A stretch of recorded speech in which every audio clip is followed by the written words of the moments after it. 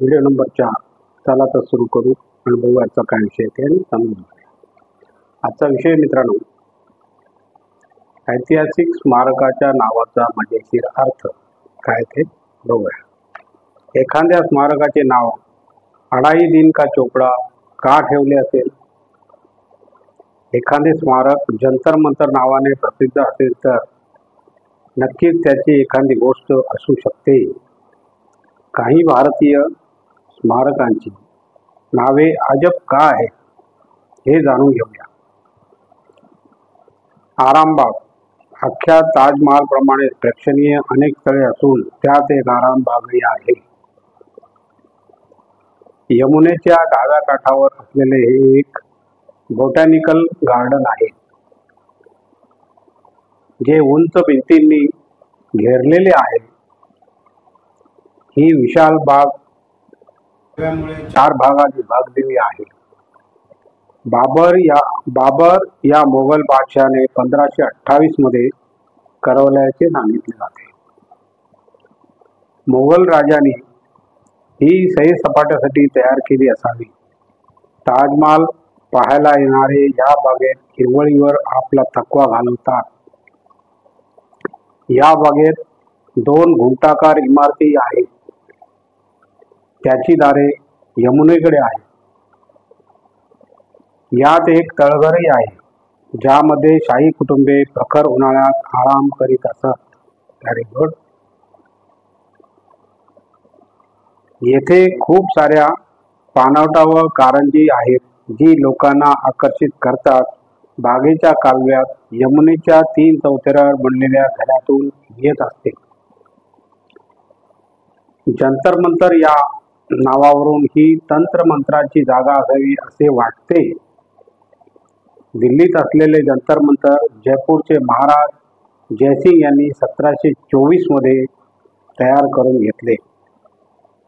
हे काम त्यांनी मोगल सम्राट मोहम्मद शहासाठी केले असे म्हणतात, जो कॅलेंडर व अंतराळ शास्त्रासंबंधी सारणीचे संशोधन करू इच्छित होता. तशी जंतर मंतर एक खगोलीय वेधशाळा असून तिथे ग्रहांची गती मोजण्यासाठी वेगवेगळी उपकरणे लावलेली आहेत.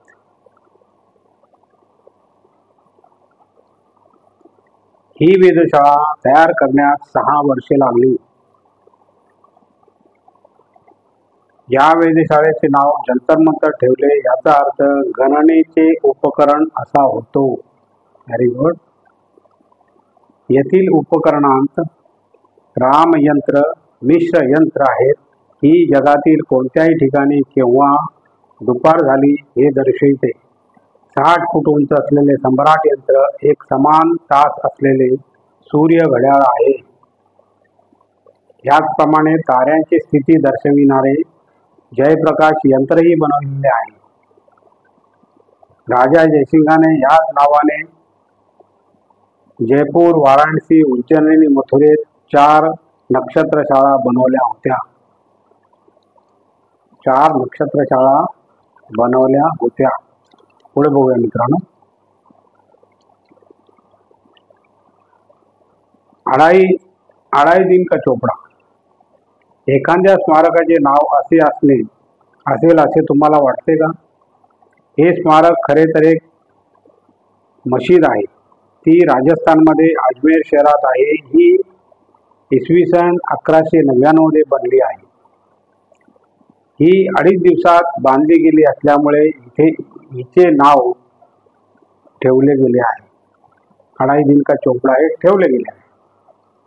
असे म्हणतात की मुळात हे एक संस्कृत महाविद्यालय होते, ज्याचे रूपांतर मोहम्मद घोरीने मशिदीत केले. ही मशीद एका भिंतीने घेरलेली असून यात 7 कमानी आहेत, ज्यावर कुराणातील आयते लिहिलेली आहेत. यातील मुख्य कमान 60 फूट उंच आहे व तिच्या दोन्ही बाजूंना 3 छोट्या कमानी आहेत. दिवसाच्या वाटेसाठी अनेक छोटे छोटे आयताकार फलक असून ते प्रकाशयंत्र बनवतात. इमारतीच्या बाहेरचा भाग चौकोनी असून येथील कोनापासून 259 फूट आहेत. याची दक्षिण आणि पूर्व अशी 2 प्रवेशद्वारे पण आहेत. पुढे बघूया मित्रांनो, हवा महल. जयपूरमधील हवा महल या स्मारकाच्या हवा महल या नावाचा अर्थ हवेची एक जागा आहे. ही एक अशी जागा आहे की जेथे पूर्णपणे गारवा असतो. 1799 मध्ये महाराज सवाई प्रतापसिंग यांनी ही इमारत बनवून घेतली होती. तिच्या 5व्या मजल्याला हवा महल नाव पडले. तुम्हाला नवल वाटेल की या इमारतीत वरच्या मजल्यावर जाण्यासाठी एकही जिना बनवलेला नाही. वर जाण्यासाठी फक्त रॅम्प बनवले आहे. बाहेरून पाहिल्यास ही इमारत एखाद्या मधमाशाच्या पोळ्याप्रमाणे दिसते. या हवा महल मध्ये 153 छोट्या खिडक्या आहेत ज्यामधून थंड हवा येत राहते. हा हवा महल स्त्रियांना खिडक्यामधून बाहेर चाललेला उत्सव पाहता येत असे. हवा महलला समोरून प्रवेशद्वार नाही. मागच्या बाजूने आत जाता येते. मोगल व राजपूत आर्किटेक्चरल स्टाईलने बनलेला असा हा एकमेव महाल आहे. हा हवा महल श्रीकृष्णाच्या राजमुकुटासारखा बनलेला आहे. आणि मित्रांनो, आजचा आपला व्हिडिओ संपलेला आहे. आणि तुम्हाला जर माझा व्हिडिओ आवडला तर लाईक करा, शेअर करा, सबस्क्राईब करा आणि कॉमेंट जरूर करा. नमस्कार. जय हिंद.